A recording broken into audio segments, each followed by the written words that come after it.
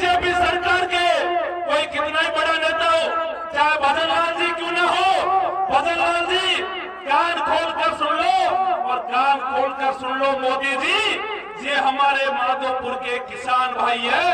अगर इनकी अस्मिता पे आंच आई, हमारी संस्कृति पे आंच आई, और अगर गांवों को उजाड़ा गया, आप तो 76 गांवों की कहते हो, मैं आपसे खुला चैलेंज देके जा रहा हूं, एक भी गांव उजाड़ के दिखा देना, हम मान जाएंगे कि आपकी सरकार चल रही है। हम आपकी सरकार को राजस्थान से और केंद्र से नेस्ता नाबूद कर देंगे, ऐसी सरकार को उखाड़ फेंकेंगे मेरे भाइयों। और डूंगरी बांध के लिए जब समय आएगा तो आपका भाई, आपका बेटा गर्दन कटाने का काम करेगा, लेकिन पीछे नहीं हटेगा मेरे भाइयों। जिंदा रखा हुआ है तो ये जो पत्थर दलों की पार्टियां हैं, इन्होंने रखा हुआ है। मैं बहुत बहुत धन्यवाद देता हूँ समस्त पार्टियों को, जो लगातार हमारी परंपरा को, आदिवासियों की परंपरा को जिंदा बनाए रखे हुए।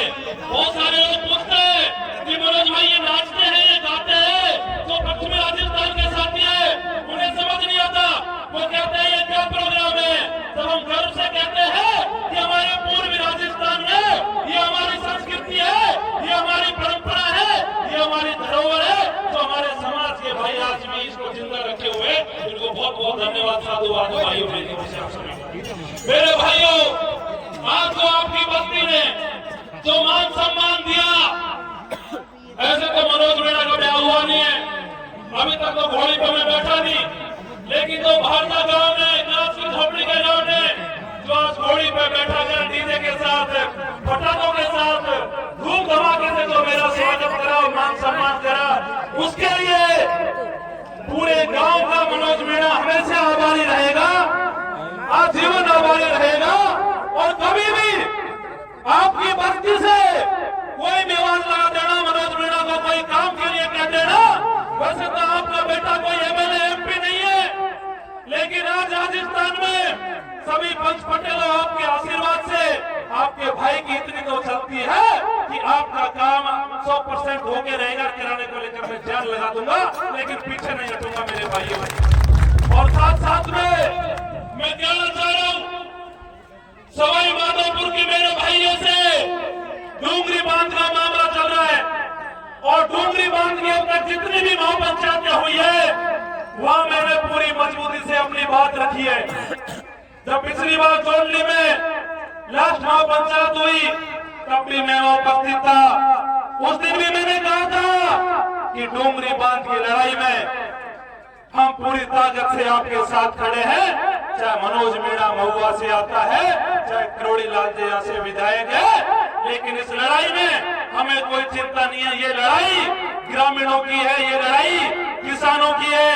मेरे पंच पटेलों, आपसे आज आपके गांव में कह के जा रहा हूं, किसी भी लड़ाई में, लोकतंत्र में सर गिरे जाते हैं, गर्दन गिरी जाती है। आपको गर्दन गिराने का काम करना, और डूंगरी बांध के लिए जब समय आएगा तो आपका भाई, आपका बेटा गर्दन कटाने का काम करेगा, लेकिन पीछे नहीं हटेगा मेरे भाइयों। और चाहे बीजेपी सरकार के कोई कितना ही बड़ा नेता हो, चाहे भजन लाल जी क्यों ना हो, भजन लाल जी कान खोल कर सुन लो, और कान खोल कर सुन लो मोदी जी, ये हमारे माधोपुर के किसान भाई है। अगर इनकी अस्मिता पे आंच आई, हमारी संस्कृति पे आंच आई, और अगर गांवों को उजाड़ा गया, आप तो 76 गांवों की कहते हो, मैं आपसे खुला चैलेंज देके जा रहा हूं, एक भी गांव उजाड़ के दिखा देना, हम मान जाएंगे कि आपकी सरकार चल रही है। हम आपकी सरकार को राजस्थान से और केंद्र से नेस्ता नाबूद कर देंगे, ऐसी सरकार को उखाड़ फेंकेंगे मेरे भाइयों। और मैं साथ साथ कहना चाहता हूं, डूंगरी बांध के संघर्ष समितियों से भी मैंने कहा है मेरे भाइयों कि आप चिंता मत करो, अभी विधानसभा का सत्र शुरू हो रहा है, 28 जनवरी से शुरू हो रहा है, और मैंने उनसे जोड़ने की मीटिंग में भी कहा कि मेरा तो ये मन है कि मीटिंगें बहुत सारी हो गई, जगह जगह मीटिंग हो गई, खूब सारी मीटिंगों में अपने बुला लिए, लेकिन अब एक बार उस राजस्थान के मुख्यमंत्री भजन लाल जी के पास भी हमें चलना चाहिए, विधानसभा को घेरना चाहिए, जिससे कम से कम उस भजन लाल जी को पता लगे कि ये किसान है, अगर इनको छेड़ा तो ये मुझे आपके माध्यम से कह रहा हूं कि भजन लाल जी ने थोड़ा सा भी प्रयास करा तो भजन लाल जी कुर्सी ले आएंगे, लेकिन पीछे नहीं हटेंगे मेरे भाई। डूंगरी बांध का मुद्दा है जो हमारे मन के बहुत करीब है, और इसको लेकर जो भी कुर्बानी देनी पड़ी वो कुर्बानी देंगे, लेकिन पीछे नहीं जाएंगे। और मेरे साथी भाई है बहुत सारे करौली के बच्चे रहते हैं मेरे साथ, जयपुर में मिलते हैं, वहां साहब टाइगर रिजर्व का मामला है। करौली धौलपुर में 108 गांव जा रहे हैं। करौली धौलपुर के युवा भी बहुत परेशान है, किसान भी बहुत परेशान है। आज आपकी धरती से मैं उनको भी भरोसा दिलाता हूँ, वहां भी 108 गांवों पे संकट है साहब, उन गांवों को भी नहीं जाने देंगे, एक भी गांव को हिलने नहीं देंगे। कोई भी आ जाए तो हम पूरी ताकत के साथ खड़े हैं। और जब लगा कि इस लड़ाई में हनुमान बेनीवाल जी को भी बुलाना है, उनको भी बुला लेंगे। मेरा ये मानना है मेरे भाइयों पंच पटेलों कि हनुमान बेनीवाल जी चाहे यहां से नहीं है, लेकिन वो पश्चिमी राजस्थान से, नागौर से, राजस्थान की राजनीति में वो मर्द व्यक्ति है जिसके नाम देते ही सरकारें घबरा जाती है, सरकारें रुक जाती है, सरकारें कांपती है।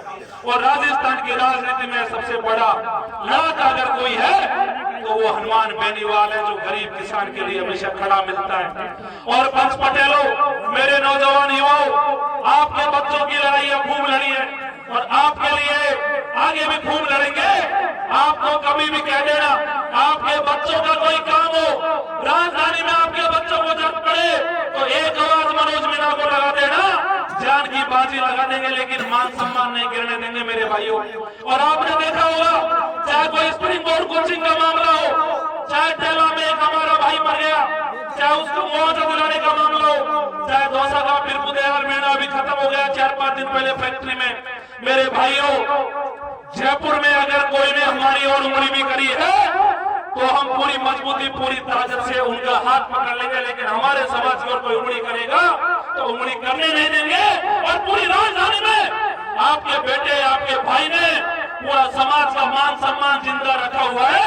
एक भी व्यक्ति राजधानी में ऐसा नहीं है जो ये कह दे कि मेरा समाज ऐसा है वैसा है।